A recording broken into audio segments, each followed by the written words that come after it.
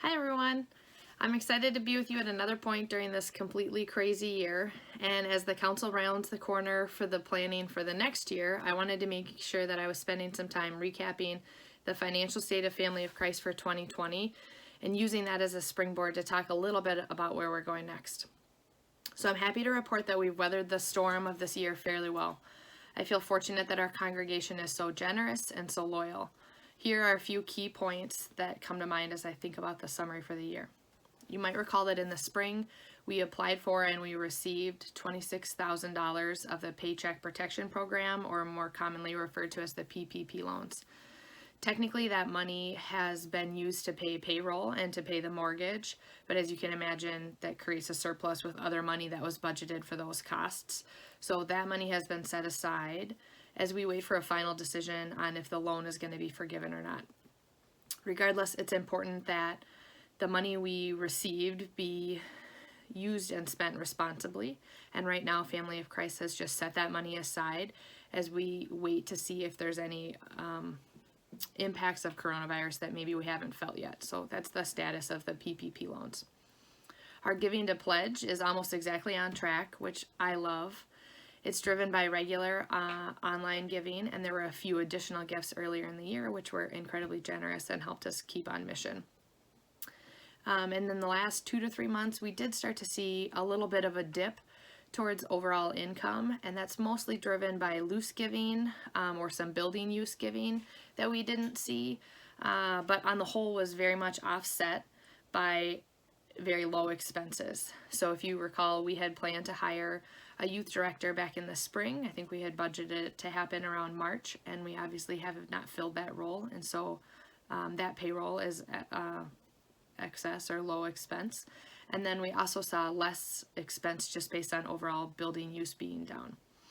So setting aside the PPP loans and balancing what income and expense looks like, we're slightly ahead of plan, which is great. And I invite anybody who wants to hear more details around the 2020 budget to join me on November 8th during the fellowship hour. We'll do kind of a light congregational update. We'll answer any questions or provide any more details on where we're at with 2020 finances.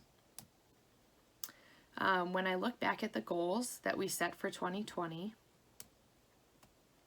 it seems cliche to say that this is not the year that we were expecting.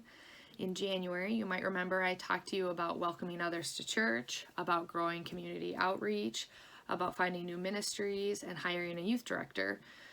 We talked about paving the path for some financial planning in the future, and while I'm really very proud of so many of the things that we've done at Family of Christ this year, the thought process of looking at the past year and our goal plans reminds me of two things. One is that we are working with God's plan and on God's time, and that we need to invest more of our own time and resources and energy to make progress towards the priorities and goals that I know we all share.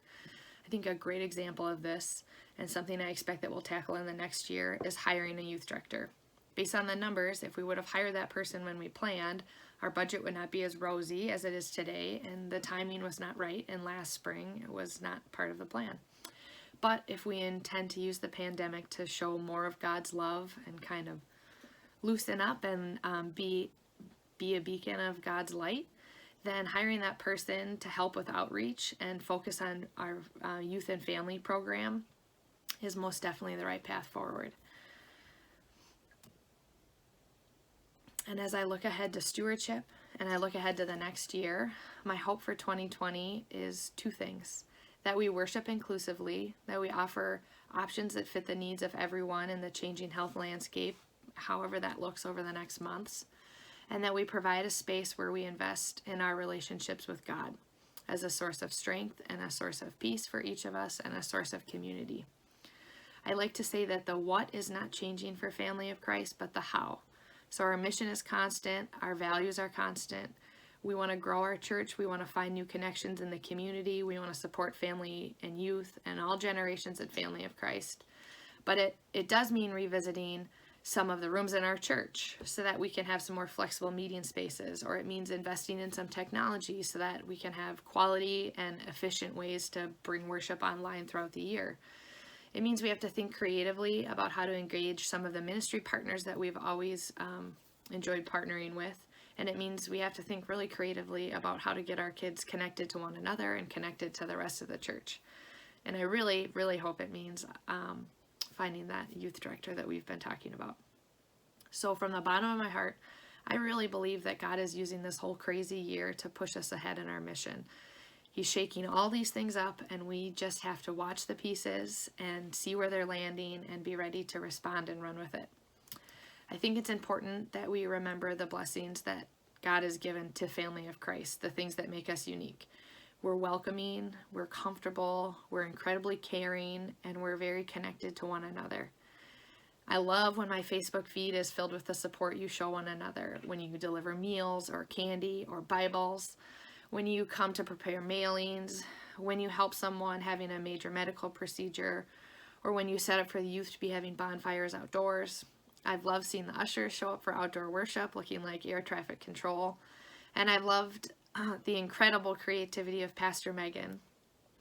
When jobs are lost and family members are lost and pieces of our family traditions are missed, I see us all praying. I see us commenting on Facebook and social media. I see us calling. I see us mailing one another.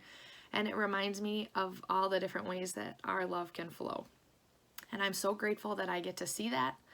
And I hope you feel like me, that these things are an extension of the warmth and compassion, of God's warmth and compassion that we usually get to share with one another during passing of the peace or during fellowship.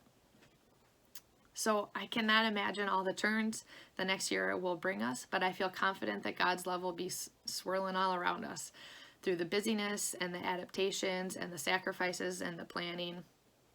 I'm new to the stewardship planning game, but I am finding that I really welcome it, and I love the opportunity to refresh the plans that God has for Family of Christ. And as always, I love that I get to be doing it together with you. So I can't wait to see what the next year brings, and I appreciate your investment and time and energy that you give to Family of Christ.